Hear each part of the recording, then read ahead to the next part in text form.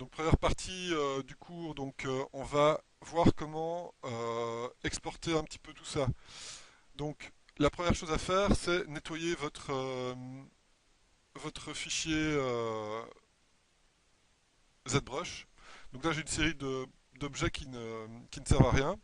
Donc là je vais les supprimer et je vais faire un always OK. Attention, il n'y a pas moyen de faire un undo, d'accord, sur un delete.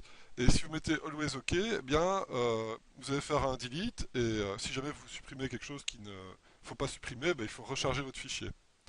Donc là, je vais faire un delete de tous les subtools qui sont là au-dessus et qui ne servent à rien. OK. Donc là, tout était rangé dans l'ordre. Et je voulais juste rajouter une chose pour vous montrer l'asymétrie dans le retopo. Donc là, je vais juste rajouter un petit peu d'asymétrie sur cette partie-ci.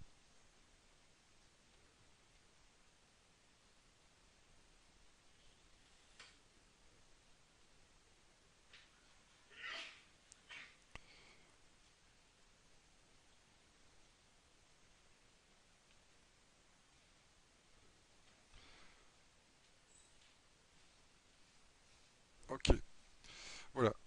Donc quand vous avez votre fichier qui est prêt à être retopologisé, euh, on va sauver ça.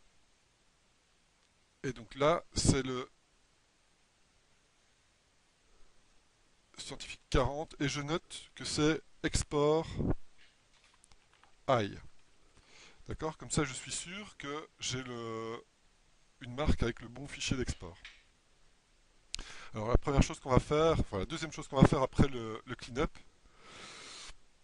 c'est assigner des couleurs aux différentes subtools. Par exemple, je vais assigner une couleur orange à tout ce qui est peau. D'accord. Pour ça, je choisis la couleur orange dans mon sélecteur de couleurs.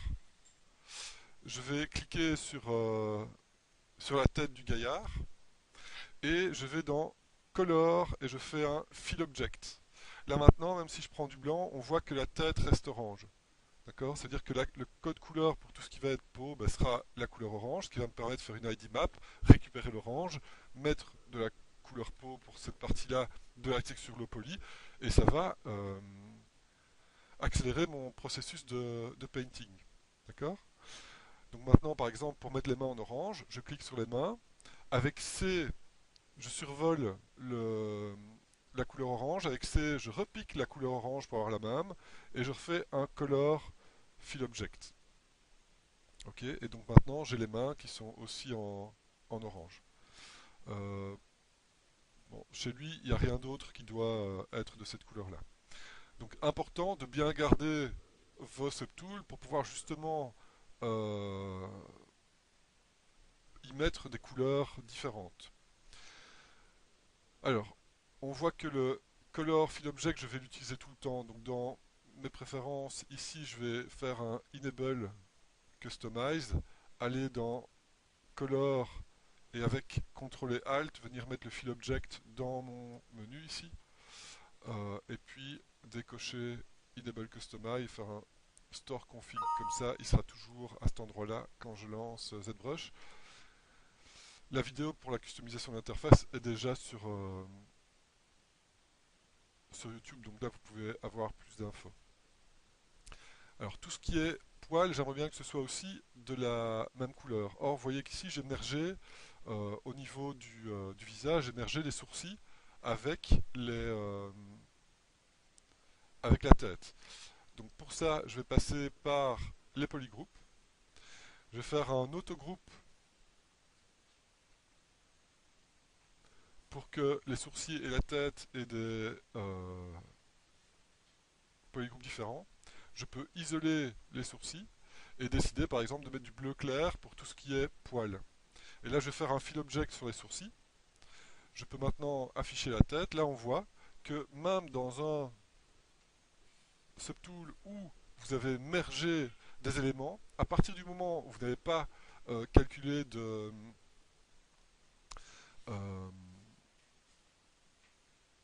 de Dynamesh qui les soude, eh bien vous pouvez récupérer tout ça. Bon, ici j'avais un petit masque pour le front, d'accord? Donc je vais enlever les masques, reprendre la couleur orange, refaire un fill object, ok? Et puis afficher les sourcils. Je récupère avec C toujours la couleur des sourcils, et là je vais pouvoir remplir de couleurs la barbe et la moustache. Et là vous voyez qu'il met un message, pourquoi? Parce que quand il y a des layers, en mode record, le fill object ne fonctionne pas toujours. Donc toujours bien, soit de faire un back all des layers, soit si vous voulez garder les layers, décocher le mode record pour pouvoir faire un fill object. Ok. Et donc là maintenant, j'ai tout ce qui est poil qui va se retrouver ici en bleu clair. Alors, peu importe les couleurs que vous choisissez, d'accord? Ici, il n'aura pas ces couleurs-là dans l'objet final, mais ça va permettre de récupérer pas mal de choses. D'accord? Et on va faire ça pour tous les éléments. Donc par exemple, la capuche ici, moi je vais la mettre en mauve.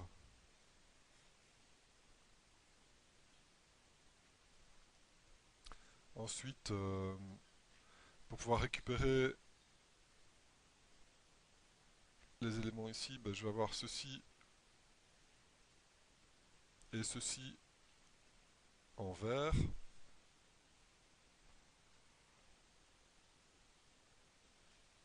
Je vais mettre cette bande là en jaune. Ok, donc vous voyez que ça peut aller assez vite. Toute la colorette, je vais la mettre en rose. Et donc vous piquez les couleurs. À la limite, vous faites ça au hasard, mais le but c'est d'avoir des couleurs qui soient assez différentes pour pouvoir être repiquées dans Photoshop. Et donc un alt-clic sur le subtool pour le sélectionner. Là, je vais mettre du rouge pour tout ce qui est cuir.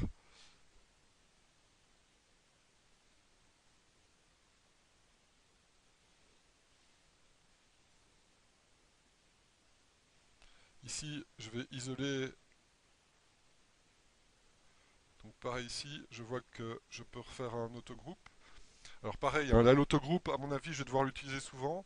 Donc préférence, enable, customize, polygroup, autogroupe, je le mets dans mes outils.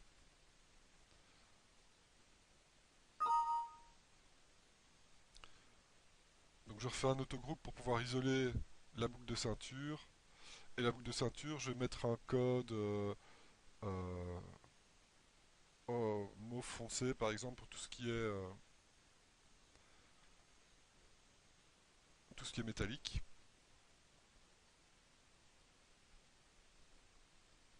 Donc je peux faire la même chose ici. Donc je pique la ceinture, je vais rechercher la couleur rouge, fill object.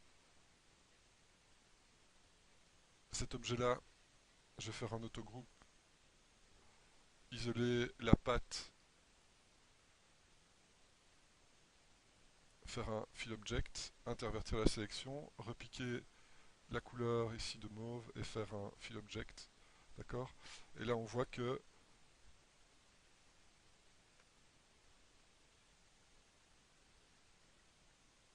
ça avance. Et donc je vais faire la même chose pour cet objet-ci. Autogroupe.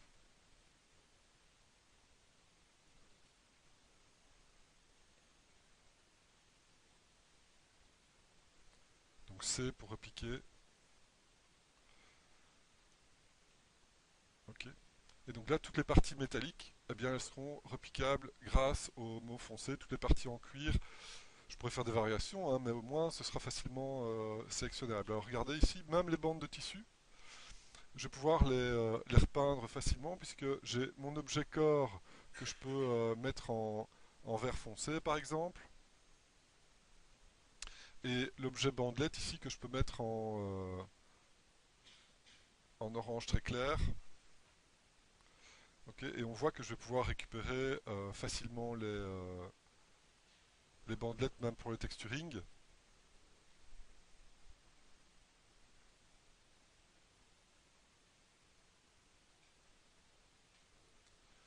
Et je vais faire la même chose pour chaque objet.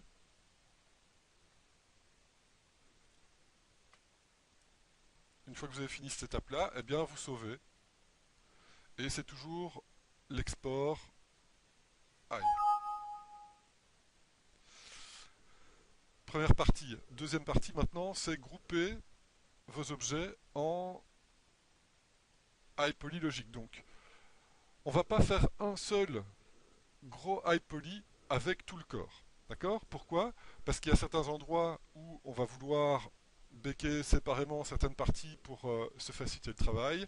Il y a certaines parties qu'on va vouloir aussi euh, auxquelles on va pouvoir vouloir accéder plus facilement quand on fait le low poly. Et donc, on va pouvoir couper en objets différents, grouper en objets différents les subtools. Donc, la deuxième étape va consister à grouper les différents objets. Alors, les yeux, par exemple, je veux que ça reste des objets séparés. D'accord? Donc, je les mets tout au-dessus de ma pile. Je vais les renommer. Donc, j'appelle ça eye, eyes. Alors, chaque fois le suffixe eye, je vais l'utiliser, donc je vais le copier, CTRL-C. Ok? Et donc, chaque fois que je vais faire un groupe, je vais le replacer tout au-dessus de la pile et le merger. Alors ici, je vais pouvoir cacher ce que j'ai déjà fait et faire la suite. Alors la suite, c'est merger la tête avec les sourcils, les décorations, etc. Donc je vais placer les objets les uns au-dessus des autres. Donc je vais récupérer la tête et avec un shift-clic sur la flèche, je la place tout au-dessus de ma pile. D'accord? Donc shift-clic permet de placer l'objet au-dessus de la pile et ça permet de classer ce qui est déjà effectué. Donc tout ce qui est moustache, je peux placer et barbe, je place au-dessus de ma pile et donc je peux alt-cliquer et faire un shift-clic, alt-cliquer, faire un shift-clic. Comme ça, tous mes objets sont placés les uns sur les autres au-dessus de la pile. Voilà. Et donc là, je peux faire un merge down. Je vais mettre aussi always OK. Donc je ne pourrais pas faire d'undo dessus non plus. Et là, je viens merger les quelques objets qui sont au-dessus de la pile. Alors attention, pas les yeux. Bien merger ça avec la tête. Et là, vous voyez que j'ai un objet tête sur lequel je vais pouvoir faire facilement un low poly. D'accord? Je vais le renommer iHead. Alors pourquoi je renomme? Parce qu'après je vais l'exporter et quand je vais exporter iHead, il va me proposer de nommer ça directement avec le bon nom. Donc ce sera beaucoup plus pratique. Donc une fois que c'est fait, je cache et je passe à la suite. Alors, l'objet la garniture du cou, je vais aussi en faire un objet séparé. Ce sera plus facile à en faire une retopo. Donc je le sélectionne, je le place au-dessus de ma pile et je le renomme.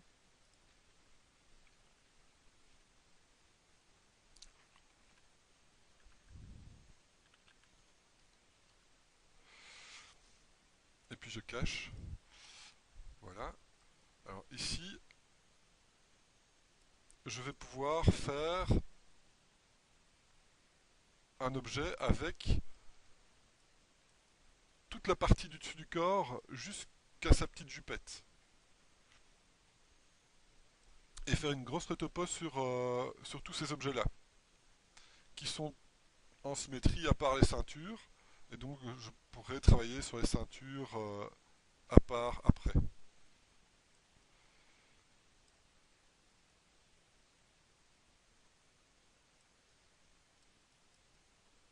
Ok, donc pareil, je vais placer les objets bottes sous la pile.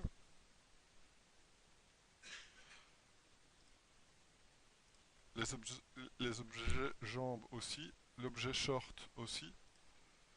Je vais les cacher pour être sûr de ne pas les avoir dans les pattes. Et tout ça, je peux merger ensemble. Donc c'est-à-dire que tout ce qui est visible,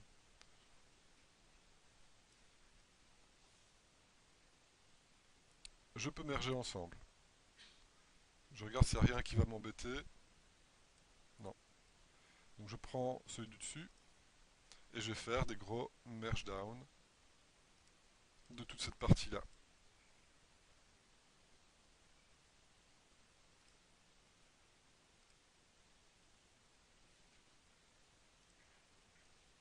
Donc ici, je dois faire un delete hidden.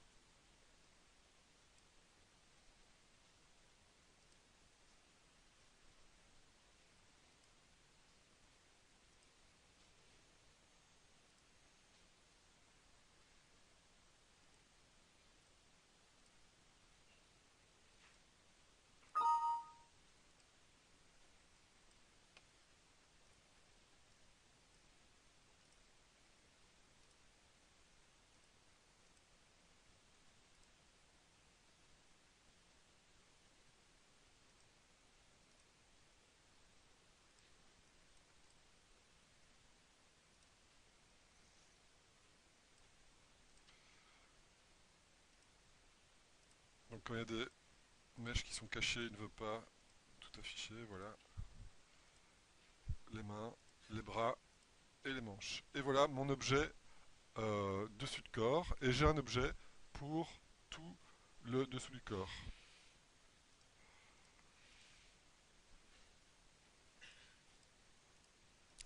Ok. Et donc là, on voit que j'ai 5 subtools avec ici le torse et avec ici les jambes.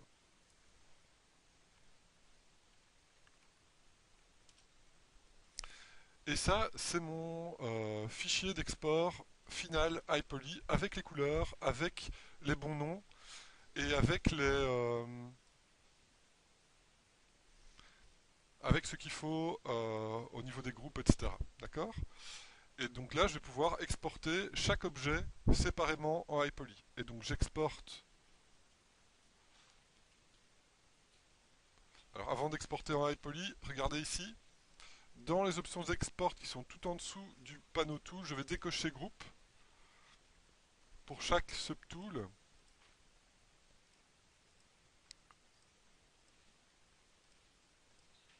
Voilà. Comme ça, je vais être sûr de garder tous les objets en une pièce. Et donc, on va exporter séparément chaque objet. Et dans mon dossier de production, les iPoly vont se trouver dans un dossier qu'on va appeler, qu'on va appeler baking. Et regardez maintenant, il me propose d'exporter un OBJ avec le bon nom directement. Donc, j'enregistre la partie ici du col. J'exporte la tête.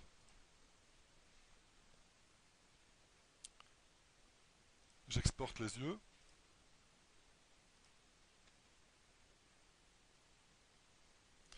J'exporte le torse.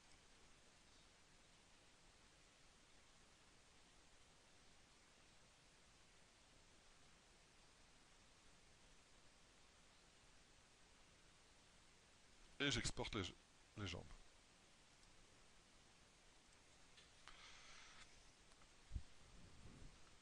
Donc voilà pour la partie export du iPoly. Vous sauvez ça dans votre dossier de production. Attention, le premier subtool va donc avoir un mauvais nom. Mais bon, voilà, ça c'est pas grave. C'est comme ça que ça marche. La deuxième chose qu'on va exporter, ce sont les mythes poly. Et là, je vous demande un petit peu d'attention parce que pour le mythe poly, il va être important de ne pas avoir plusieurs niveaux de géométrie. Parce que dans 3D Code, regardez ici, j'ai plusieurs niveaux de géométrie. Vous voyez que mon objet est composé de plusieurs couches de géométrie. Et exporter ça dans 3D Code pour faire le retopo, c'est un cauchemar. Pourquoi? Parce que parfois il va aller snapper à l'intérieur de votre mesh sur la géométrie qui est à l'intérieur. Par exemple, ici il irait snapper sur la partie mauve, même à l'intérieur de la partie brune ici. Donc ça va poser des problèmes. Donc qu'est-ce qu'on va faire? Sur chaque objet, on va tendre une peau. Et pour ça, on va recalculer un dynamesh de... Alors on n'a pas besoin de beaucoup de détails pour faire le retopo, donc on va essayer ici à 1000. Donc j'enlève les masques avant de faire le Z-Remesher.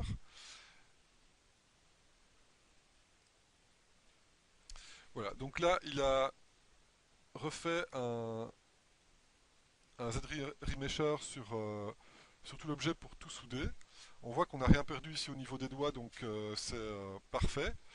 Et alors, une fois qu'on a créé le Z-Remesher, ben, ça veut dire qu'on a tendu une peau et il n'y a plus rien à l'intérieur. D'accord? Donc ici à l'intérieur, on voit que c'est bien une seule peau et qu'il n'y a pas des objets qui vont euh, s'interpénétrer. Et donc maintenant, on peut utiliser le Z-Plugin, le Decimation Master.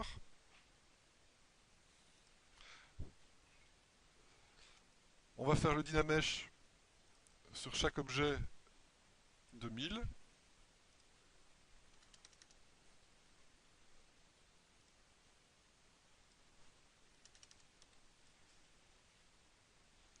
Ok, on va faire ça sur tous les objets. Alors sur la tête, si vous voulez garder plus de détails, vous pouvez faire un Dynamesh à 2000. De toute façon, c'est un petit objet. Ok, le corps ici. Bon, les yeux, je vais laisser comme ça. Le corps est fait et les jambes sont faites. Non, et les jambes, on va les faire à 1000 aussi. Alors une fois que vous avez calculé le Dynamesh sur tous les objets, regardez bien ici au niveau du pré-process pour l'optimisation, vous pouvez faire un pré-process all. Souvenez-vous, on avait fait un pré-process current sur le premier projet. Ici, on va faire un pré-process sur tous les meshs. Comme ce sont des Dynamesh, ben, c'est assez simplifié, donc ça ne prend pas trop de temps. Donc là, il vient de faire le pré-process sur tous les objets. Et là, maintenant, je peux faire un décimation sur tous les objets aussi. Donc je fais un decimate all. D'accord? Donc decimate all. Et voilà le résultat. D'accord? Et si je regarde le nombre de points, ici, je suis à un nombre total de points de 350 000. Vous pouvez aller jusqu'à 1 million pour aller dans 3D Code et encore pouvoir travailler de manière fluide. Donc là, c'est déjà bien optimisé. Alors évidemment qu'on a fait un Decimation Master, ben, il a supprimé les couleurs, mais pour notre mid poly, on n'a pas besoin de couleurs, d'accord? Là, il faut juste regarder si on a un support qui est adéquat pour faire le low poly, et là, il n'y a aucun problème. D'accord? Donc maintenant, qu'est-ce qu'on va faire? Eh bien, on va exporter chaque objet en mid poly. Donc, le premier, on l'exporte. Cette fois-ci, c'est plus dans Baking, mais dans un nouveau dossier qu'on va appeler Retopo. Et on aura donc le mid colorette. Et on a le mid head, mid eye,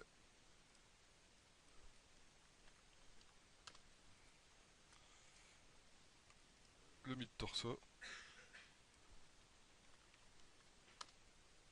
et le mid leg.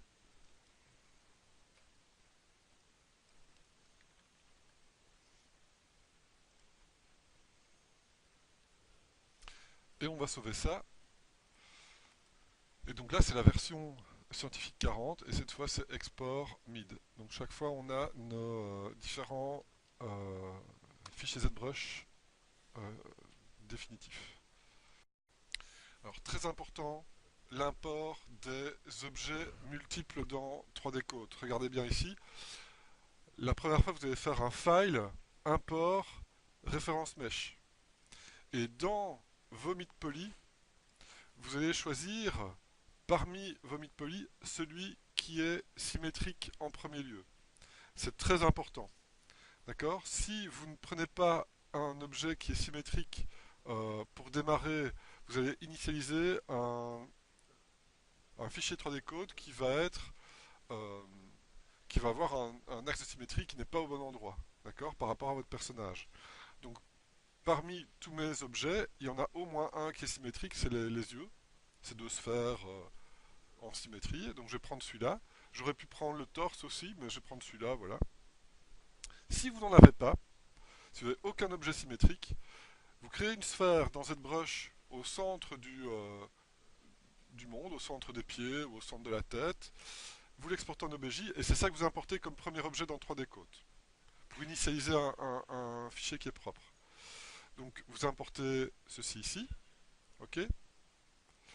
Et ensuite, eh bien, avant de changer de menu ou de faire une quelconque opération, tout de suite vous allez dans File et les autres objets, vous allez les faire en Import Object. D'accord? Et à la suite l'un de l'autre, vous allez faire un import de chaque objet, donc les yeux, la cornette c'est fait, donc la tête,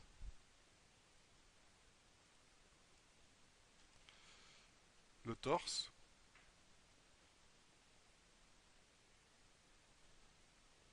et les jambes. Ok, donc vous êtes obligé de, une fois que vous avez importé le premier, en veillant à ce que ce soit l'objet symétrique, de faire les autres directement à la suite. Si vous changez de menu, etc., après quand vous allez faire un import object, il va importer l'objet, mais il va le préparer pour que vous puissiez peindre dessus, donc faire des UV, etc., s'il n'y en a pas. Et là, ça va alourdir votre fichier et ça va ramer dans 3D Code. Donc si vous voulez faire quelque chose d'optimal, qui ne rame pas, etc., donc moins d'un million de tri, et bien suivre la procédure d'import que je viens de montrer. Ensuite, vous pouvez aller dans l'onglet Retopo, cliquer sur la touche 1 pour avoir un meilleur éclairage.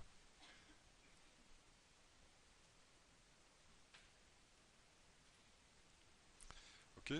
Et donc là, on a l'objet qui est prêt pour être dessiné en low poly. Dans votre configuration de Retopo, vous n'avez pas besoin des Voxtree, vous n'avez pas besoin des Retopo modèles, vous avez besoin de l'UV Preview, de Retopo Object, ce sont les layers de low poly, et de Windows Pop-up Paint Object. Et ça, qu'est-ce que c'est? Ce sont vos références mesh. Et là, on voit qu'on a les yeux, on a la colorette, on a la tête, on a le torse, etc. Donc on va pouvoir gérer les différents morceaux de low poly, de mid poly, de Retopo, etc. Et on va voir plusieurs layers ici. Alors ici, pour pouvoir travailler facilement, je vais avoir mon mid eyes, ensuite mid colorette, comme ça je sais chaque fois lequel choisir. Ça c'est la tête. Alors ici il y en a 5, c'est pas beaucoup, hein. Parfois vous pouvez en avoir 10, 15 en fonction de vos besoins. Donc pour vous y retrouver, toujours bien vérifier si c'est le bon et alors bien renommer ça. Une fois que vous avez nommé ça, vous pouvez sauver ça.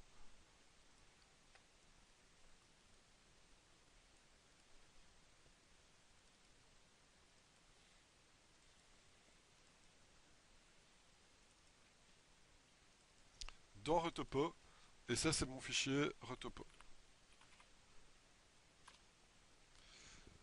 Ok? Donc ça c'est vraiment la première étape, c'est comment importer tous ces mid-poly qu'on a exportés de ZBrush, comment faire ça proprement dans 3D Code pour ne pas avoir de problème de symétrie si vous avez des objets, certains objets asymétriques, et comment bien setuper son travail pour pouvoir travailler correctement.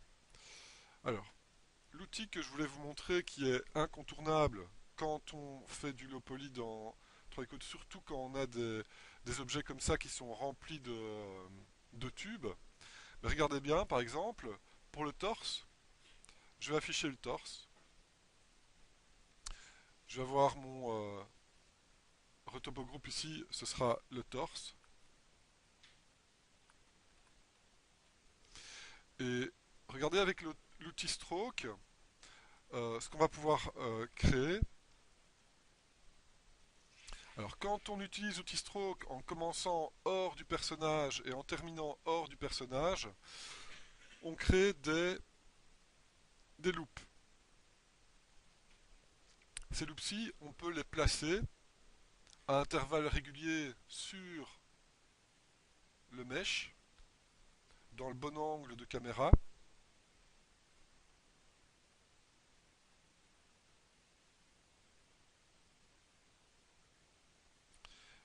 Et une fois qu'on a fini, je vais m'arrêter ici au poignet, une fois qu'on a fini les sections, on va faire la cross-section. Et là, on commence sur le mesh et on termine sur le mesh. Ensuite, on peut déterminer un nombre de faces. Et là, je vais en mettre 6. Et puis, quand vous cliquez sur Entrée, eh bien, vous voyez que lui gère la modélisation de l'objet et crée un low poly. Bon, parfois, il fait des trous, mais vous voyez que déjà, automatiquement, on a une base pour faire notre low poly. Alors, on peut facilement boucher le trou et puis venir éditer sur le, sur le torse pour déplacer les points, etc. Alors vous voyez que pour cette version-ci du low poly, on va très bas dans la quantité de polygones. D'accord. Donc ça, les 6 sections, eh bien, c'est vraiment le type de... Et malgré donc un bias à 10, on voit qu'on ne voit pas toujours clairement ce qu'on fait, puisque même avec un bias à 10, quand on est vraiment en très basse résolution, eh bien, ça rentre quand même fort dans le modèle. D'accord. Donc là, on va gérer ça en cachant régulièrement le torse pour voir si on est bien dans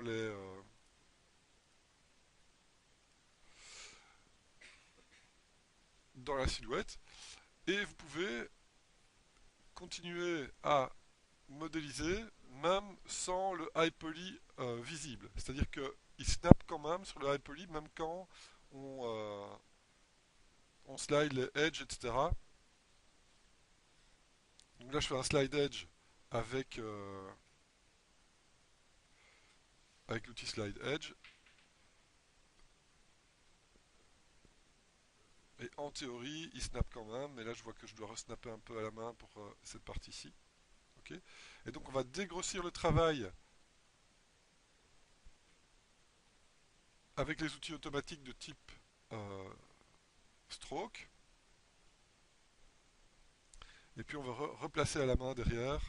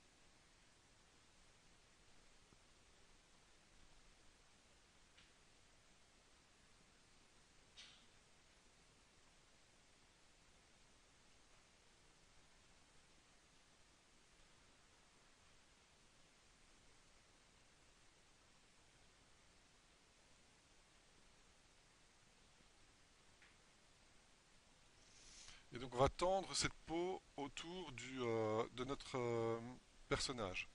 Alors une fois que vous avez rajouté et déplacé la géométrie, vous pouvez faire des split rings et rajouter par exemple une rangée de géométrie ici. On va rajouter une rangée peut-être à la main, une rangée ici, et encore une fois faire un déplacer les points pour que ça se mette bien sur l'objet. Alors attention, ça c'est un cas de figure que vous allez rencontrer de temps en temps. C'est voilà, là le point en fait il est snappé, il est à l'intérieur du mesh et quand je veux le déplacer, eh bien j'arrive pas à le sélectionner.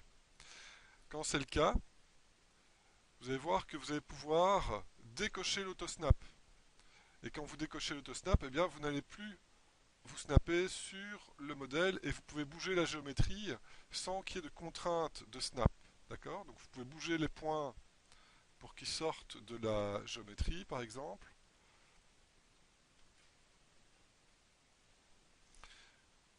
Et puis une fois que c'est fait, vous pouvez réactiver l'autosnap pour replacer à nouveau les points sur la géométrie pour les faire glisser sur votre géométrie. D'accord? Donc vous avez la possibilité de rectifier le low poly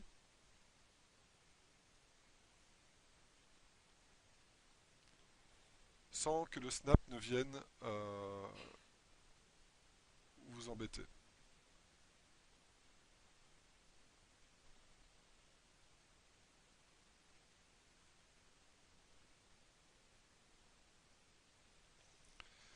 Ok.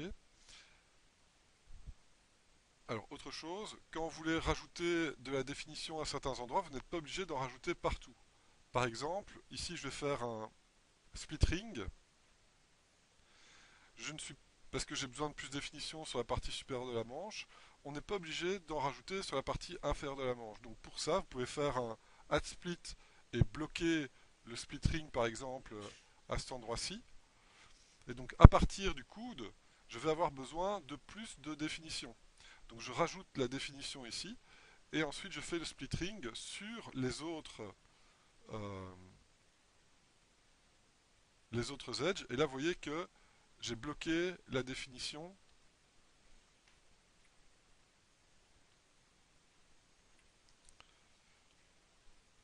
au niveau de la manche. Et donc que je peux donc replacer ces points correctement sur le maillage et avoir plus de définition.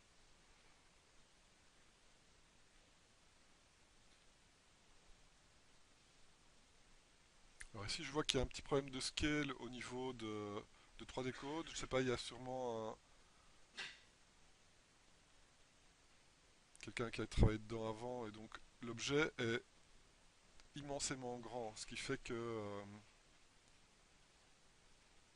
les paramètres de la retopo, j'ai une brush d'une taille d'un radius de 200 et j'ai une toute petite brush. Donc là, il faudra essayer de débugger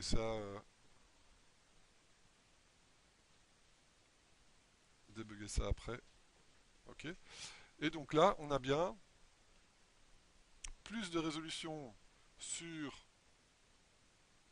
la partie du dessus de la manche et moins de résolution sur la partie du dessous du bras en terminant avec des triangles. Donc vous allez optimiser votre travail de cette façon-là.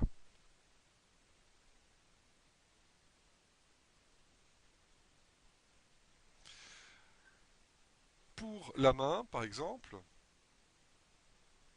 eh bien, ce sont en majeure partie des tubes aussi. Donc par exemple, on va prendre le stroke et regardez, pour faire un doigt, eh bien, on va pouvoir faire ça de manière très rapide. Par exemple, on place les cross-sections aux phalanges et à l'intérieur aux angles de rotation des doigts et à l'intérieur des phalanges, toujours dans le bon axe. Là, je vais aller jusqu'au bout du doigt. Et puis on fait la cross-section au travers de toutes ces sections. Et là, je vais mettre 5 subdivisions. Et donc là, on a le doigt qui est modélisé. Et pour la suite, pour la partie ici du bout du doigt, on peut terminer soit par une face, soit vous faites un delete polygone pour supprimer la fin, et vous pouvez faire un cap avec une pointe ici au bout. Évidemment, c'est moins optimisé de faire cette technique-là, donc moi je préfère garder quelque chose de plat. D'accord? Encore une fois pour optimiser. Et donc on va pouvoir faire tous les doigts de cette manière-là, et puis les souder ensemble. Donc là je remarque que dans 3D Code, les settings pour travailler sont anormalement grands, donc je vais vérifier l'échelle de mon personnage ici dans Maya. Pour ça, bien ouvrir la scène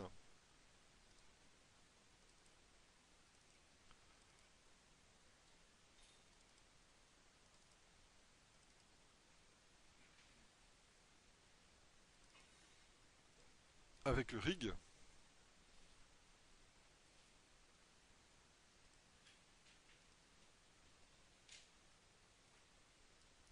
Et là je vais importer la petite retopo que je viens de faire. Donc c'était retopo test. Et là on voit qu'il n'y a pas de problème de scale dans Maya. Donc ça c'est déjà une bonne chose. On voit que ça suit bien le rig, que les doigts sont à la bonne place. D'accord? Donc ça veut dire que dans 3D Code, il y a un petit problème de scale au niveau des outils. Ça peut vous arriver, donc je vais le faire ici aussi. Donc là je repars de cette brush avec le modèle de base.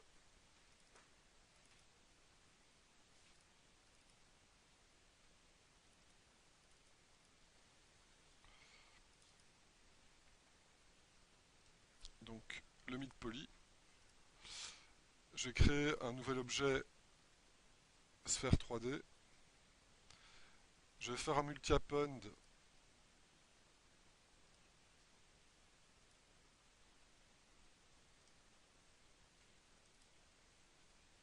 de mon caractère standard pour être sûr d'être toujours à la bonne taille par rapport à mon caractère standard. Et puis je vais faire un multi-append du personnage mid-poly pour être sûr qu'il soit à la bonne taille aussi. Et là on voit qu'il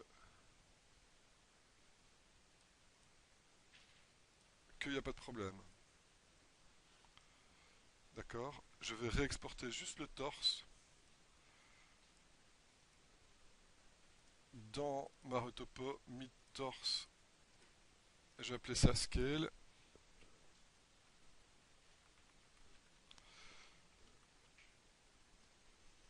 Et dans 3D Code, je vais faire un... Comme j'ai exporté déjà ce que j'avais fait en OBJ, je peux faire un nouveau dossier. Importer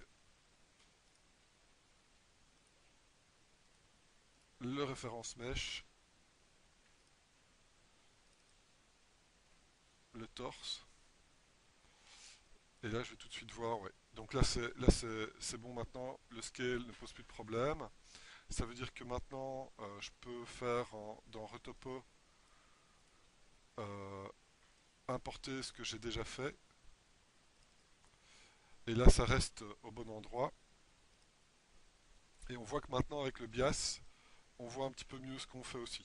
Donc ça va être beaucoup plus confortable de travailler à la bonne échelle. Donc vous avez vu que si vous avez des problèmes d'échelle, il suffit de réinitialiser la taille des objets en important une primitive et en faisant un multi-append de votre Z-tool pour que ce soit nouveau à la bonne échelle, mais vous avez vu qu'il n'y a aucun problème par rapport à ce que vous avez fait avant. Pourquoi est-ce que ça fait ça? J'en ai aucune idée, mais c'est une manière de résoudre le problème. Donc maintenant, je peux réexporter chaque mid poly à la bonne place.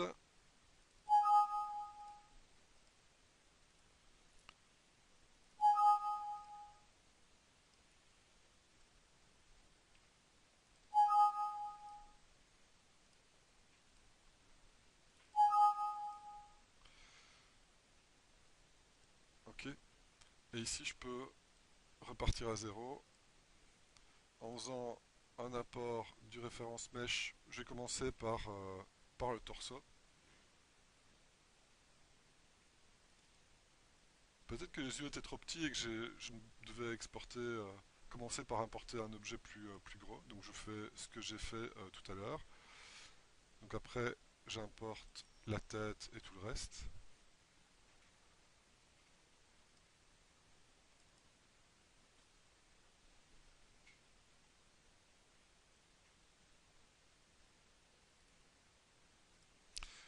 fait les yeux, la tête, il reste les jambes et le col.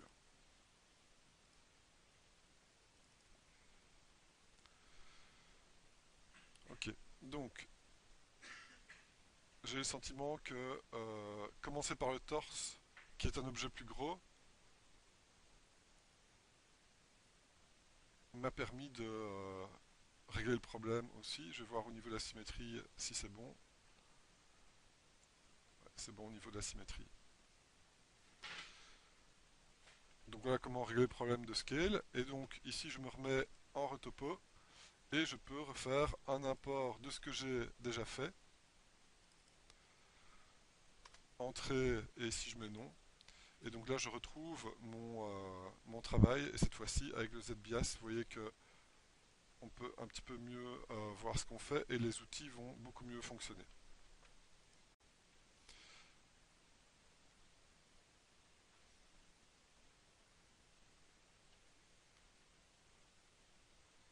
Ok, donc là on place les...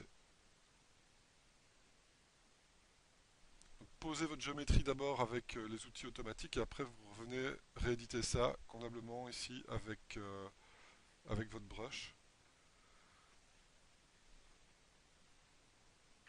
Et donc on n'a pas peur de rajouter des triangles puisque on optimise notre maillage à fond.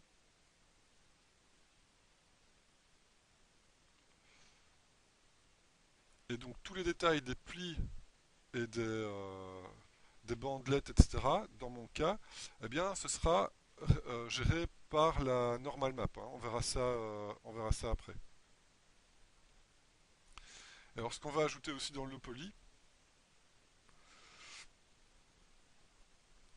c'est un petit peu plus de géométrie à l'extérieur des articulations pour pouvoir justement plier le coude dans ce cas-ci sans qu'il y ait trop de déformation. Donc on va rajouter un petit peu de géométrie à l'arrière des articulations. Donc sur le coude, sur le genou. Sur les phalanges, j'ai pas besoin parce que c'est trop petit. Mais si on devait faire ça avec une résolution plus grande, on pourrait aussi le rajouter. Alors, ce que je vais montrer, c'est que au niveau des jambes, par exemple, eh bien, on peut faire un nouveau layer qu'on va appeler legs. Et sur les jambes, on peut aussi faire un stroke.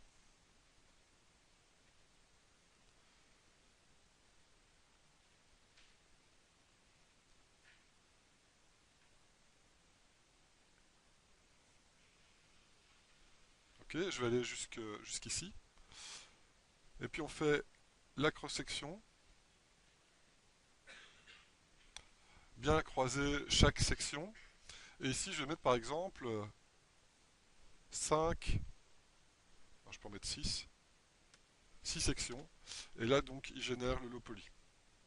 D'accord. Donc, très rapidement, on peut arriver à modéliser tout ce qui est tubulaire, encore une fois. Et donc, ce que je vous expliquais, c'est qu'à l'arrière, par exemple, on ne va pas rajouter de géométrie, mais à l'avant du genou, on va rajouter assez de géométrie que pour pouvoir plier ça sans qu'il y ait de distorsion. Et on peut arrêter la géométrie ici au milieu.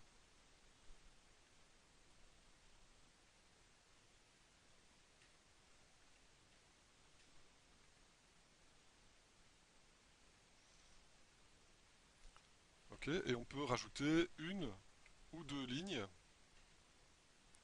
de géométrie en plus. Toujours bien contrôler votre triangulation à cet endroit-là. Quand vous avez travaillé sur un objet, vous pouvez faire les UV directement à la volée, d'accord? Et voir évoluer votre UV layout au fur et à mesure de votre modélisation. Donc là, je vois que quand je survole la géométrie que je viens de modéliser, il me propose un UV layout. Et donc après, je peux directement faire un unwrap. Et donc là, il déplie ce que j'ai déjà modélisé. Donc je peux revenir sur le torse, faire aussi une première passe d'UV sur cet objet-ci, et même pour le doigt, faire déjà une première passe d'UV sur le doigt.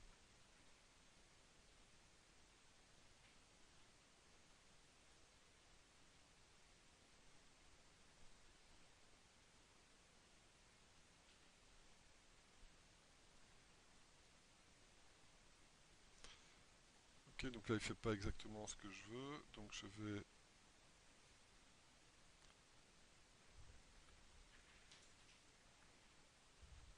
ressouder ça. Voilà. D'accord. Et quand vous cliquez sur Unwrap, vous voyez que automatiquement il fait les UV au fur et à mesure, même sur plusieurs layers de low poly.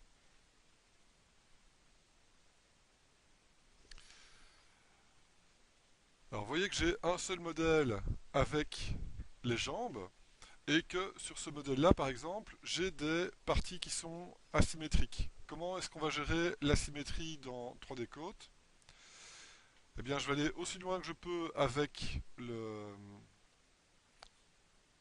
la symétrie, donc le côté symétrique.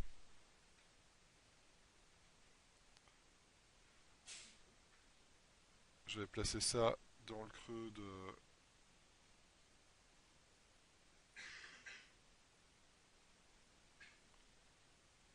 la chaussure.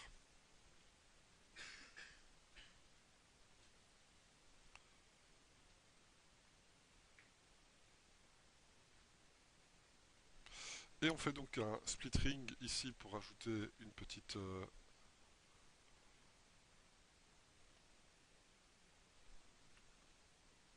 définition.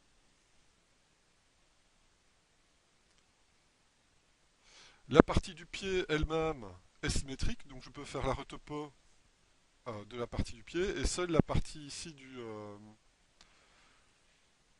dessus de la botte n'est pas en symétrie. Donc qu'est-ce que je vais faire? Je vais créer un nouveau layer. Ce sera le dessus de la botte. Sur ce layer-là, j'ai travaillé sur le dessus de la botte. Je peux faire ça. Je peux pas faire ça en stroke parce que c'est des. Euh, donc si je fais ça en stroke, regardez ici. Si je fais un stroke là-dessus, en fait, il crée des multiples sections et ça va pas fonctionner. Donc pour cette partie-là, je suis obligé d'utiliser la technique habituelle. Donc là, je vais faire des grandes faces, toujours partir avec peu de géométrie et en rajouter petit à petit à la fois, un petit peu à la fois. Sinon, vous allez avoir des problèmes. Après, c'est plus facile de rajouter que d'optimiser. Et donc là, par exemple, on va rajouter ici la section milieu. Vous voyez que c'est assez rapide à faire. Là, il montre qu'il y a une symétrie, même si nous, on n'en veut pas. Là, je vais faire un split ring vertical et un slide edge vertical pour redistribuer ça correctement. Vous voyez que c'est assez facile une fois qu'on en a rajouté de replacer ça correctement.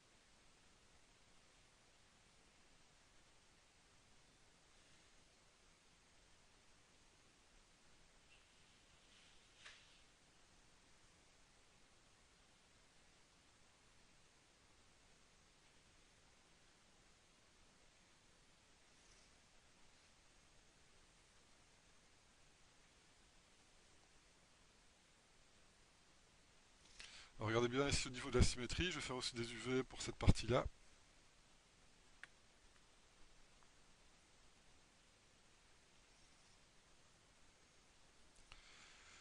Alors, la symétrie n'est jamais qu'une preview, d'accord? Donc si je décoche la symétrie, on voit qu'en réalité, c'est une preview, d'accord? Alors comment appliquer la symétrie sur le layer, par exemple, de la jambe,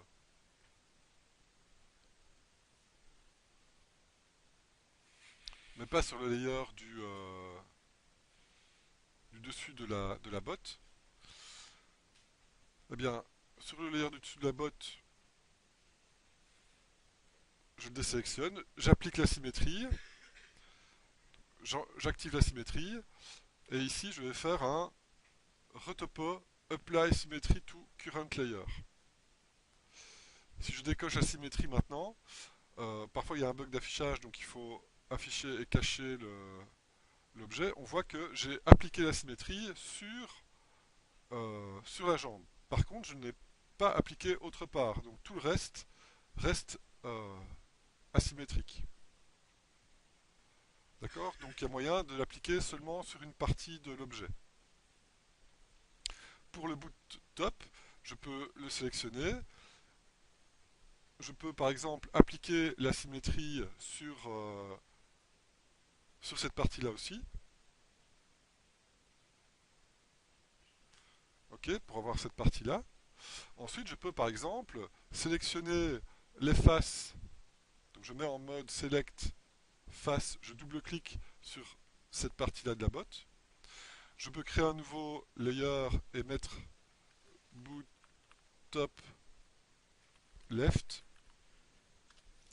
et faire un move selected faces sur ce layer là.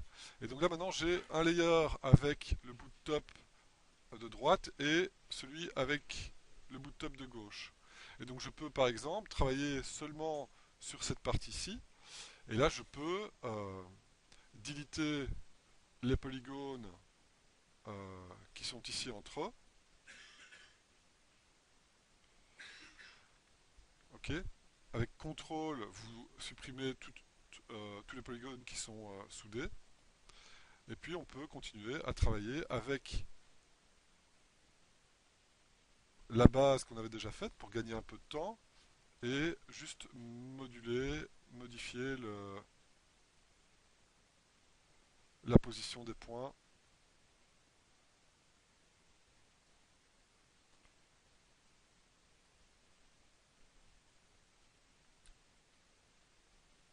Alors vous voyez pourquoi j'ai supprimé, parce que parfois modifier un objet qui n'est pas du tout dans la géométrie n'est pas du tout proche de votre mid poly, parfois ça prend plus de temps que de refaire tout à zéro, d'accord? Parce que bah, c'est pas non plus fait pour faire ça facilement.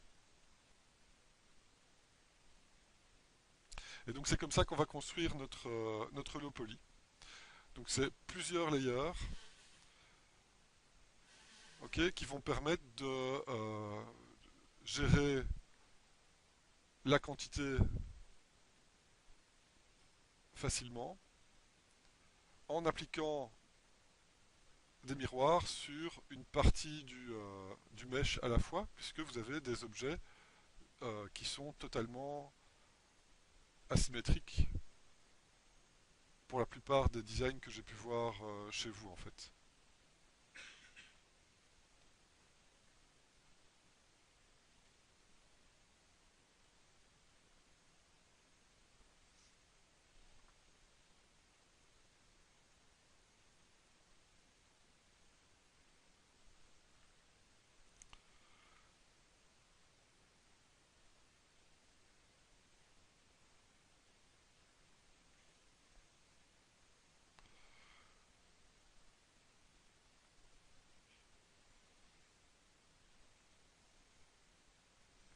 Ok.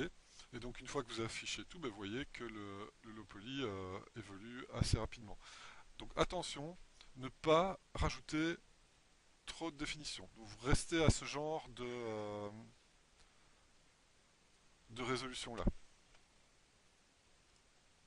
Donc je vais montrer le baking et les UV. Pour la partie du bras, pour vous montrer un petit peu les différents outils. Donc là, je vais refaire un unwrap avant d'aller dans Maya. Donc là, il m'a fait un unwrap avec ce qui était déjà modélisé. Là, je vois qu'il a fait un truc chiffonné. Pourquoi? Parce que les UV ne sont pas bien faits pour cet endroit-ci. Voilà.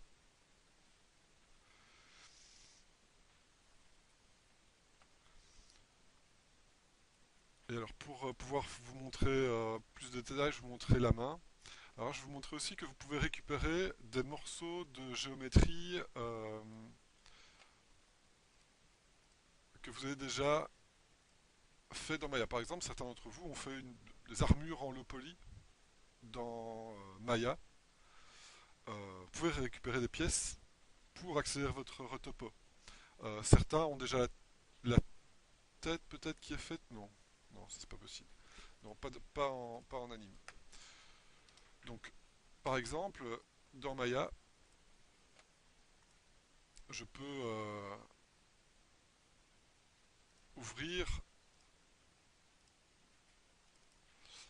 une scène un autre projet où la main est déjà faite plus ou moins à la même place.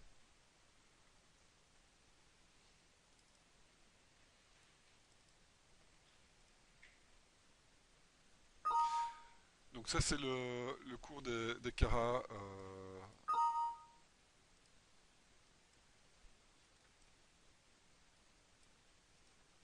cours de Kara, où il y a aussi un low poly. Et vous voyez que la main, c'est quasiment le même genre d'objet. Donc ce que je vais faire ici, c'est supprimer les faces qui me gênent.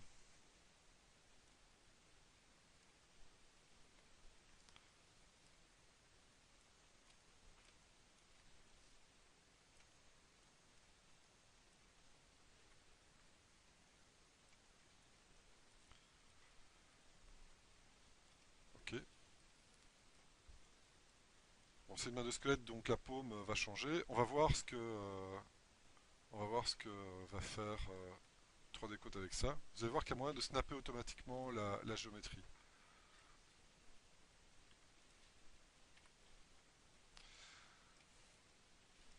Alors ceci, je vais exporter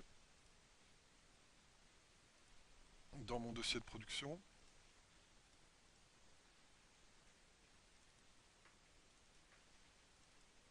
Donc je vais appeler ça en OBJ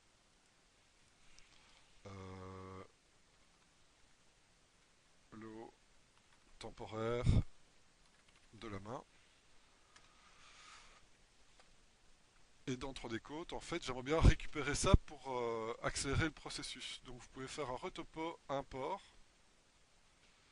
Alors, est-ce qu'il va écraser tout ou pas? On va le voir maintenant. Donc retopo import. Je vais d'abord faire un export de tout ce que j'ai déjà fait. Donc c'est retopo test. Si je fais un retopo import de la main et que je fais entrée, là il me demande si je veux que ce soit snappé au référence mesh. Et là vous mettez yes. Et vous voyez que là il a resnappé l'objet sur la main. D'accord? Et donc la partie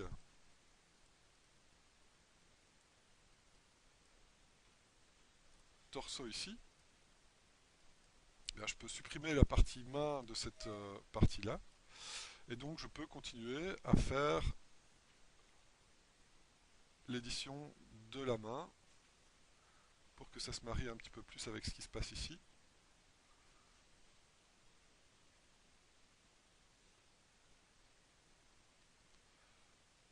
Là, il faudra peut-être rajouter un petit peu de définition pour ne pas qu'il y ait de problème.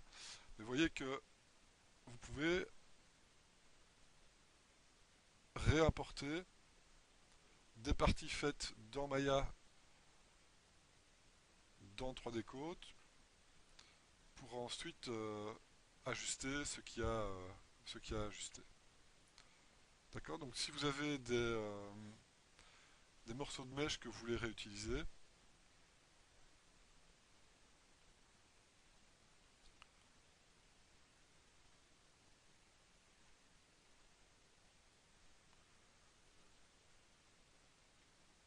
c'est toujours possible aussi.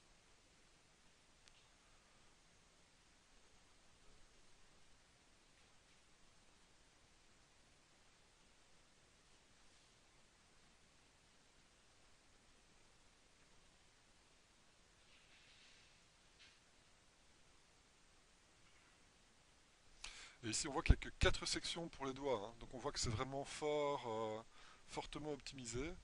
euh, Justement parce qu'il n'y a pas beaucoup de... 3000 c'est vraiment peu, hein, au niveau du polycount, donc on va vraiment optimiser ça comme on peut.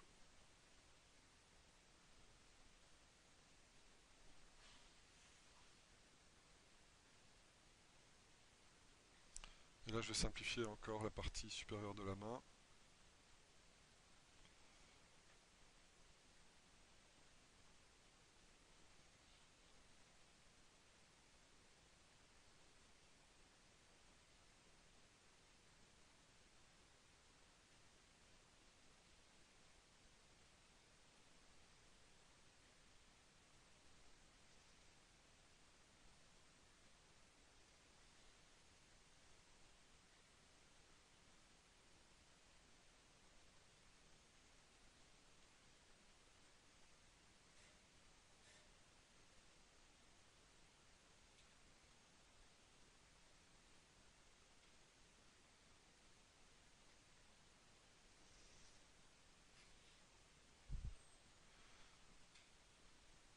Ok, donc là, optimiser son travail en réutilisant des mèches que vous avez déjà réalisées. Donc ça veut dire que si vous êtes plus à l'aise pour certaines parties dans Maya, vous pouvez aussi faire la retopo dans Maya et continuer avec ce que vous avez fait dans 3D Code pour par exemple faire les UV dans 3D Code si vous préférez euh, faire ça ici.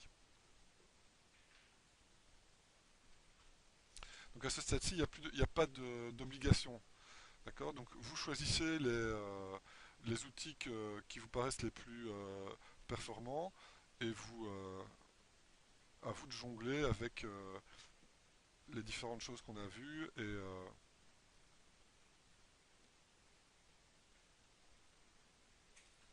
et en fonction de vos affinités, utilisez les programmes qui vous plaisent le plus.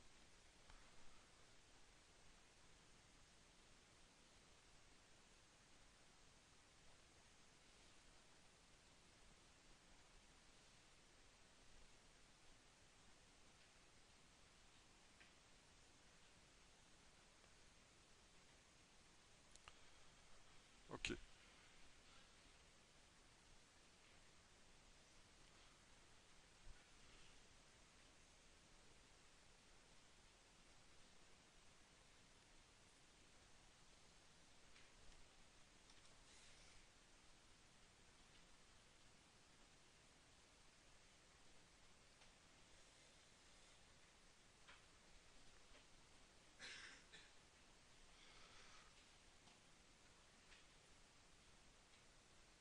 alors ici je vais faire un gros clean-up ici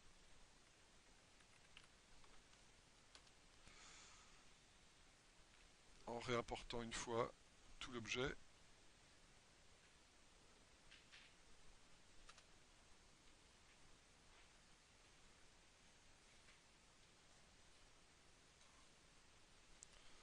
Donc je vais tout déliter.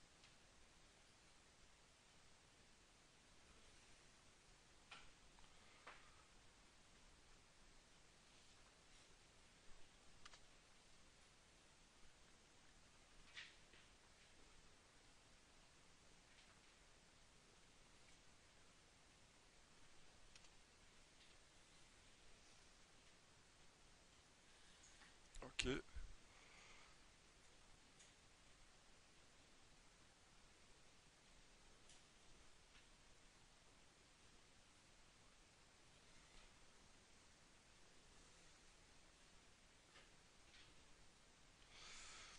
Donc supprimer ces faces-là et ressouder la main en bougeant la géométrie sélectionnée dans le layer de la main. Et ici avec le Add Split, on vient souder les points.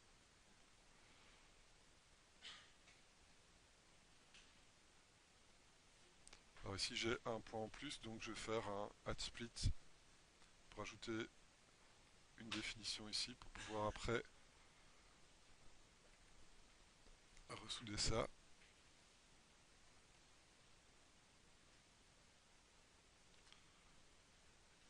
Voilà, et là on a ressoudé tout l'objet.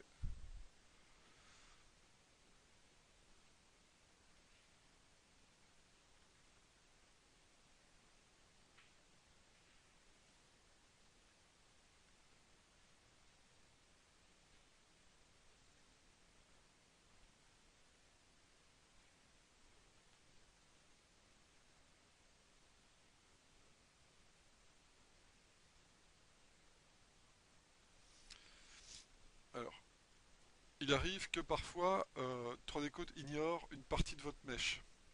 Alors comment régler ça? Vous faites un retopo export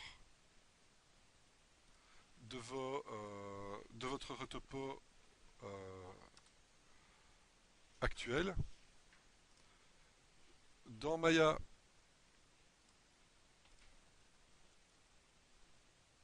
vous importez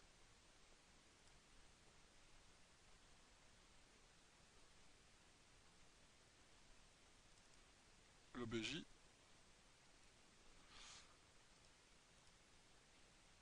Ok, donc on voit que on a ici les objets. Vous réexportez ça.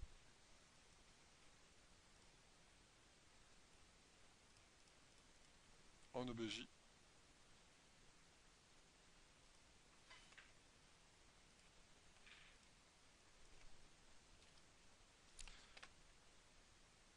Et vous réimportez ça après avoir fait un retopo clear mesh.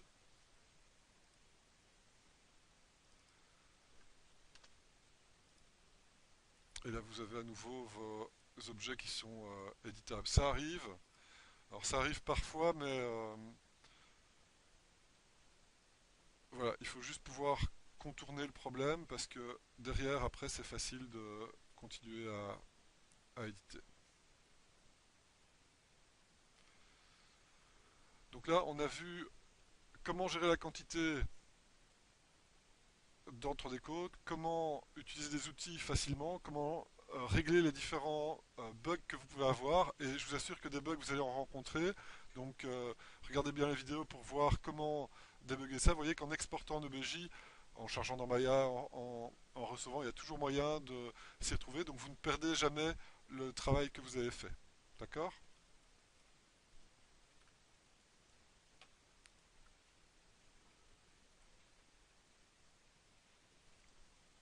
Au niveau du baking, on va exporter ça. Donc j'ai appelé ça retopo full. Et dans Maya, je vais recommencer une scène propre à partir du multirig. D'accord. N'oubliez pas qu'au niveau du multirig, pour avoir le bon squelette, il suffit de changer le body type ici et choisir femelle, female ou heavy. D'accord. Pas femelle, female. Et donc, comme ça, vous avez le bon rig. Ensuite, vous importez. Ce que je vous conseille de faire, donc, c'est de mettre tout ce qui est rig dans un layer, tout ce qui est mesh dans un layer que on va appeler euh, layer standard mesh. Ok, comme ça on a les meshs qui sont ici. Et le rig, on va le mettre aussi dans un layer qu'on va appeler layer rig.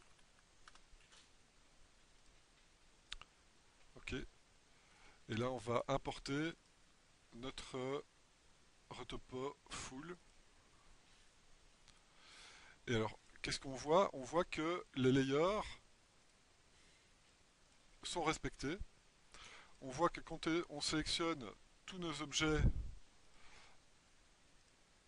on a bien les UV qui ont été réalisés dans 3D Coat qu'on récupère. Euh, et donc ici, j'ai un seul objet avec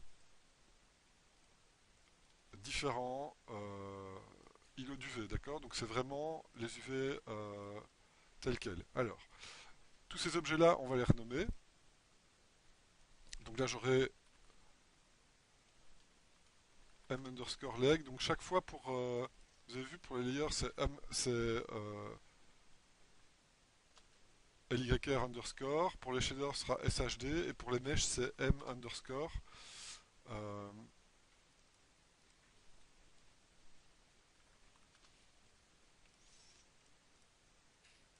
et ça permet de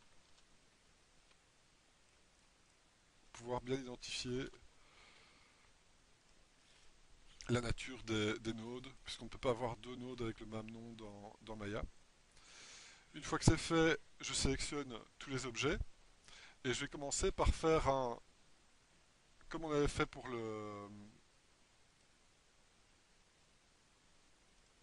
les autres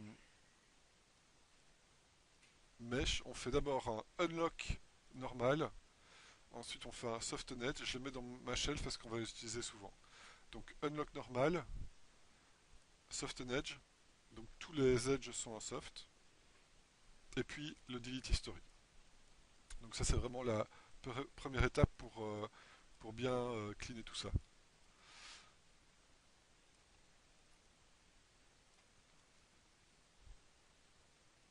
Ensuite je vais exporter les éléments séparément pour pouvoir backer ça séparément. Mais d'abord, travailler sur les UV. Alors ici, je n'ai qu'un bras. Je peux baker sur un bras et puis faire le mirror ou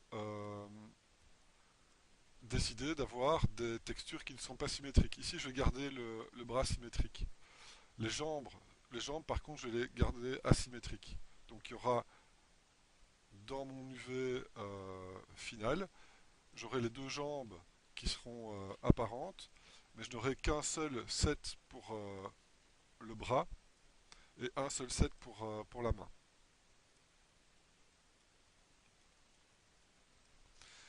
Et donc toujours bien vérifier que vous occupez le maximum d'espace dans votre texture.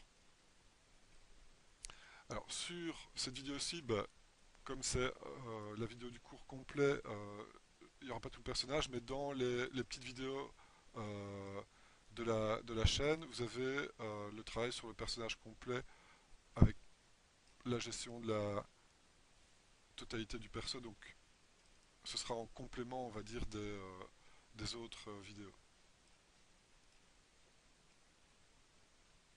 Ok, donc ici je fais un beau petit layout en conservant un padding assez important.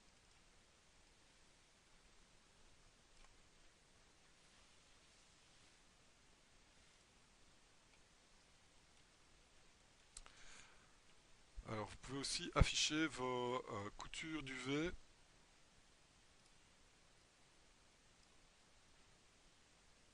dans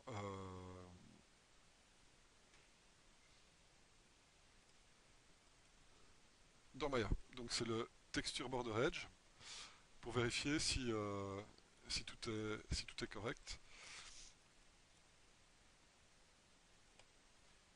Et vous pouvez continuer à éditer vos UV dans Maya si vous voyez qu'il y a un petit souci. Donc là, ici, il y a un souci au niveau de la main.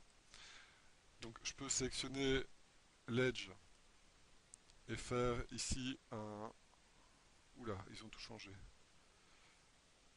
Un cut. Là, on voit maintenant qu'il y a un une nouvelle edge qui est apparue. Et ici, Alors ça a changé. Donc l'unfold ici pour rééditer les UV. Ok. Donc c'est pas parce que vous avez fait le low poly et les UV dans 3D Code qu'il faut plus y toucher dans Maya, hein. Dans Maya, vous allez quand même devoir finaliser votre mesh et faire l'UV layout final. Et s'il y a des petits problèmes à régler, eh bien, bah, vous avez la possibilité de régler ça aussi dans Maya. Ok. Donc là, je vérifie mon UV layout total.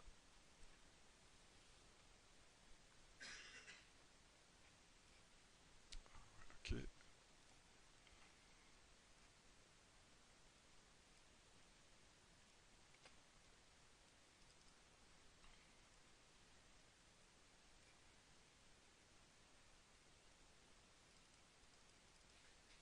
Ah, super. Voilà. Ok. Et une fois que c'est fait, donc on va exporter séparément les différents objets. Alors, comme vous allez devoir gérer plusieurs objets, vous pouvez faire un file export selection pour le premier, bien vérifier que toutes les options sont cochées ici, et on va faire un export selection dans le dossier, cette fois-ci baking. Et ça va s'appeler low torso.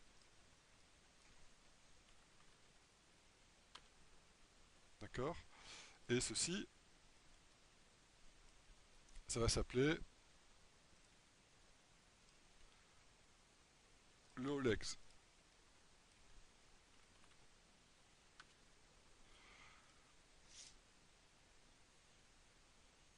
Dans Xnormal, on va pouvoir importer plusieurs objets en même temps.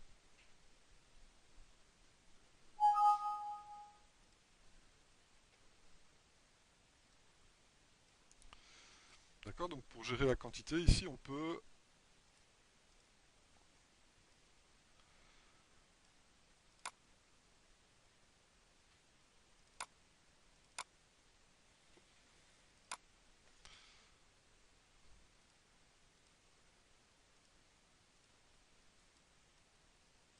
dans les high definition, on peut glisser en même temps tous les high definition mesh qu'on a réalisés.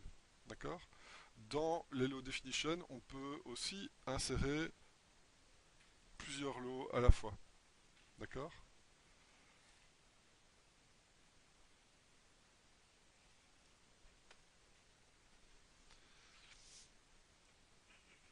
Et donc on va pouvoir béquer le lot ou les lots sur un ou plusieurs high poly. Donc là pour le moment, j'ai pas besoin de la colorette ni des yeux ni de la tête, juste du legs et du torso. Et dans les baking options, je vais travailler dans mon dossier de travail de baking.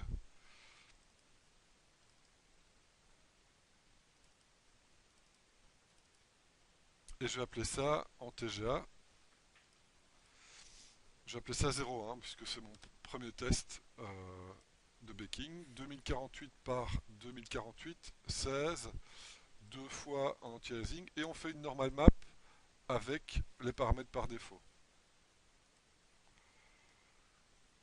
Ok. Et là, on clique sur Generate. Et là, on va avoir une première version de la normal map avec une série de problèmes qui apparaissent. Et on va voir comment débugger les différents problèmes. Première chose, c'est pas triangulé. Et dans ce cas-ci, ça pose un problème puisqu'il y a des faces à 5 côtés. D'accord. Donc là, il ne veut simplement pas béquer. Donc première chose, eh bien, on va retourner dans Maya. On va trianguler.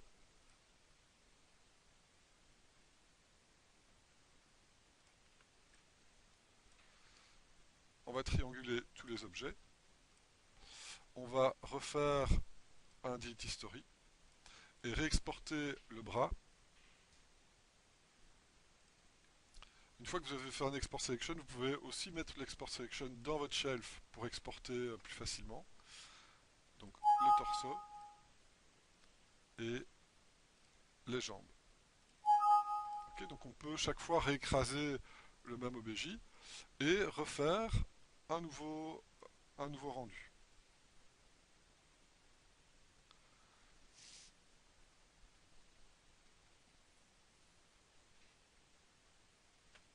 Donc là, il nous fait une première version de la normal map. Et regardez, il y a toute une série de problèmes qui apparaissent, qui sont des problèmes qui sont liés, souvenez-vous, au scale. Quand vous voyez de la géométrie comme ça qui est chiffonnée à l'intérieur du normal map, c'est les problèmes de scale. Donc première chose qu'on va régler, c'est le problème de scale. Et pour la taille du personnage standard, le bon scale c'est 0,25. Comme on a travaillé le, tous sur le même rig, bah, vous pouvez mettre 0,25 dans le mesh scale de tous vos high poly et dans le mesh scale de tous vos low poly. Pour le premier projet, bah, chacun avait travaillé un peu à son échelle, donc c'est plus compliqué de vous dire quel bon paramètre utiliser, donc chacun a utilisé un petit peu ses paramètres. Mais là, je sais que c'est 0,25. Et de ce fait-là, on va avoir une normal map qui est de... Donc, par le seul changement de la bonne triangulation et le bon scale, on voit que la normal map est déjà de meilleure qualité. Et maintenant, on va appliquer la normal map au modèle pour voir où sont les autres endroits qui posent problème.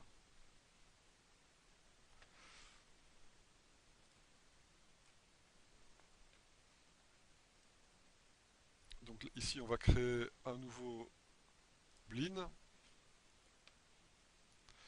On va venir chercher la normal map qu'on vient de créer. On met ça dans le normal caméra. Et on va assigner ça donc à nos objets. En se mettant donc en high quality et en affichant les textures.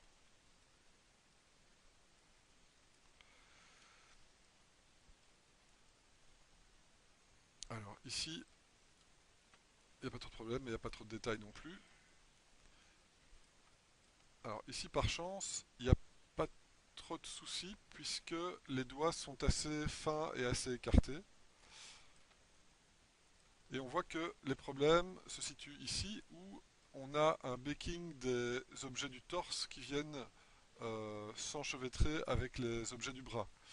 On voit aussi que tous les plis et les bandelettes sont béqués dans la normale, alors que dans le low poly, il n'y a absolument rien comme souci. Euh,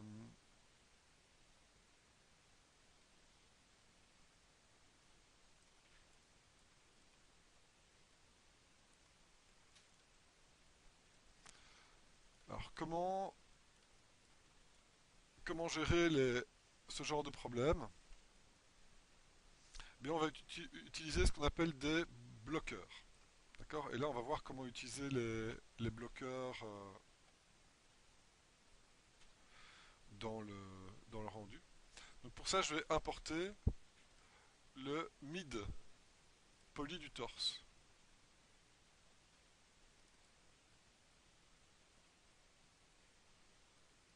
Alors dans Maya, importer un mid poly c'est possible, importer un high poly c'est pas possible. D'accord. Et on voit que c'est dans la région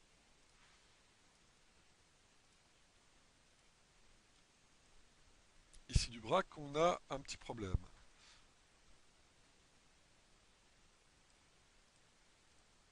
Bon, là, on voit que c'est la géométrie qui ne suit pas du tout le...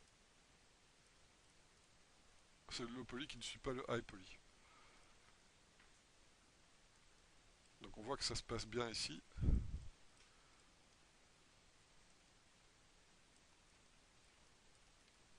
Donc là, c'est un problème directement de low poly. Donc là, il faut retourner dans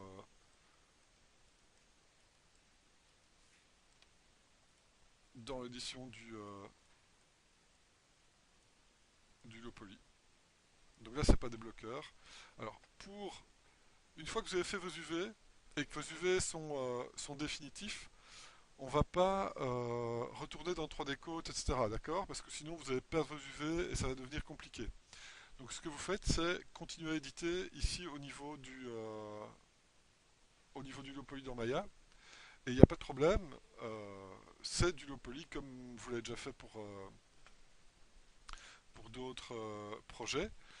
Alors, moi j'aime bien l'outil qui s'appelle Split Polygon Tool, qui est caché, qui est un vieil outil de Maya qui est caché maintenant dans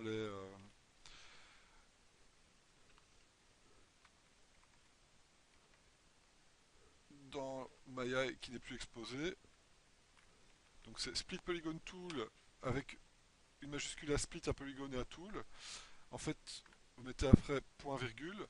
Ceci, vous pouvez en créer un outil en mail et donc ça vous donne accès à un outil, c'est l'ancêtre du cut, mais qui est vraiment beaucoup plus simple à utiliser. Et donc là, on va rajouter la définition. Ok. Et on va pouvoir bouger les points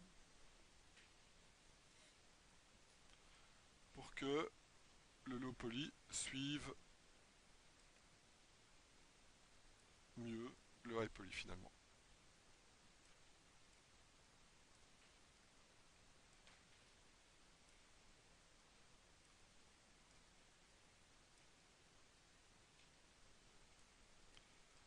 Ok, donc ici, on peut continuer à faire des cuts. C'est un peu le même outil que l'outil split polygone de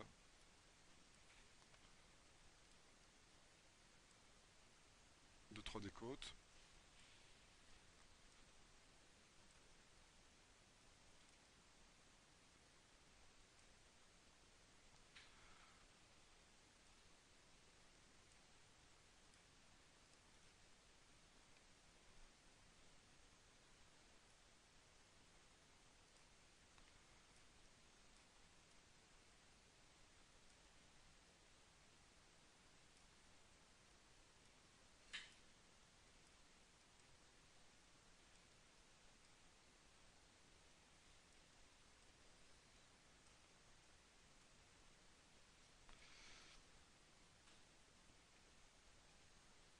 Ok. Et donc, une fois qu'on a bougé les polygones, forcément, après, on va devoir refaire des UV.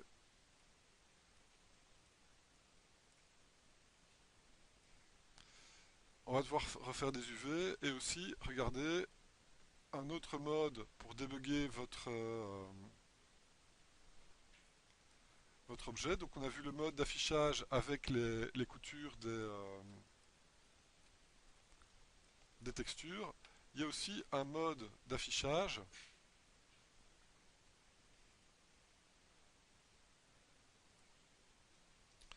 où on peut voir les hard edge. Et vous voyez qu'en mauve, la géométrie que je viens d'ajouter est en hard edge. Donc première chose, on va déloquer et smoother, ok, pour pouvoir faire après un delete history. Maintenant il n'y a plus de hard edge, donc je peux me remettre en standard et en texture border edge si je le veux. Donc ça c'est une chose. Et ensuite on va venir ici au niveau des UV.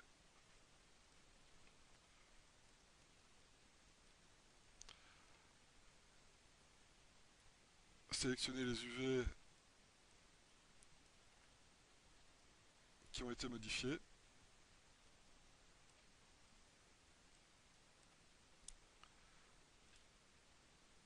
Et relaxer la zone.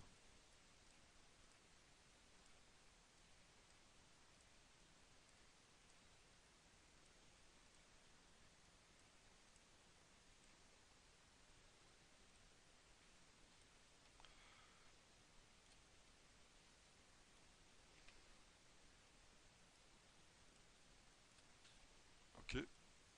Une fois que c'est fait, toujours bien vérifier qu'au niveau de l'UV layout global, il n'y a pas d'overlap et de changement. Et puis là, on a mis à jour juste le bras. Donc on peut exporter le lot du bras.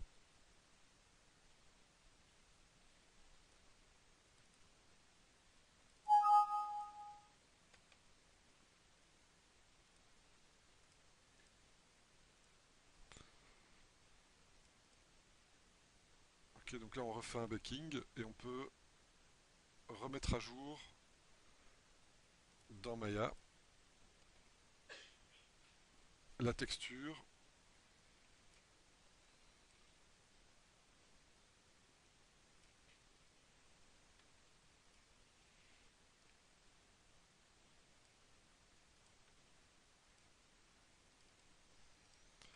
Et donc là, on voit que il n'y a plus de problème ici au niveau de la normale.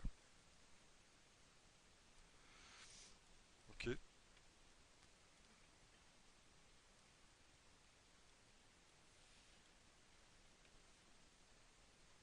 La dernière chose qui change donc, par rapport à la filière du premier projet, c'est le baking d'une nouvelle map. Et la nouvelle map qu'on va baker, c'est la fameuse ID map, la map de couleur qui va permettre de récupérer les sélections. Et là, je vais vous montrer comment faire. Attention, pour ça, il faut utiliser le vertex color. Par défaut, le vertex color est ignoré. D'ailleurs, dans les iPoly, on voit que la colonne ignore par vertex color, on voit que tout est coché. Pourquoi? Parce que par défaut, on a besoin plus vite, plus facilement d'une AO, d'une occlusion béquée dans X normal, que du vertex color. Pour béquer une AO, il faut que le vertex color soit ignoré. Donc on ne peut pas béquer une AO en même temps que du vertex color. Pour béquer la passe de vertex color, il faudra attendre d'avoir béqué votre AO et puis décocher le ignore per vertex color pour pouvoir béquer dans vos maps tout en dessous un high poly vertex color. D'accord? Vous laissez tout par défaut et vous allez voir que là maintenant on va béquer les fameuses couleurs qu'on avait placées dans ZBrush qui vont être béquées directement dans les UV et qui vont permettre donc de texturer plus facilement.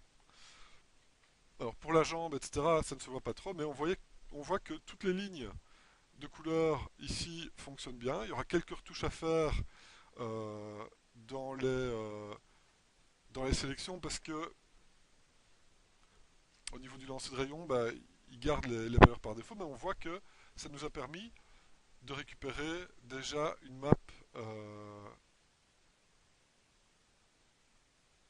avec des présélections qui sont déjà effectuées. On peut regarder dans Maya ce que ça va donner.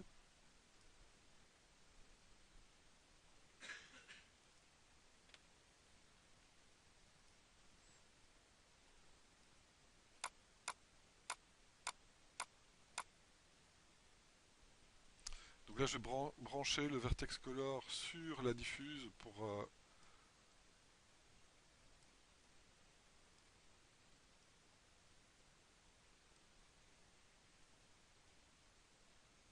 qu'on voit bien ce que ça donne. Et donc là, on a bien récupéré les, différents, les différentes sélections. On voit qu'on va pouvoir texturer ça de manière plus aisée et qu'on va devoir retoucher certaines intersections que 3D Code n'a pas pu gérer correctement, mais disons qu'il y a quand même déjà 90% du travail qui est fait. Donc ça, on retouchera manuellement dans Photoshop pour régler ça.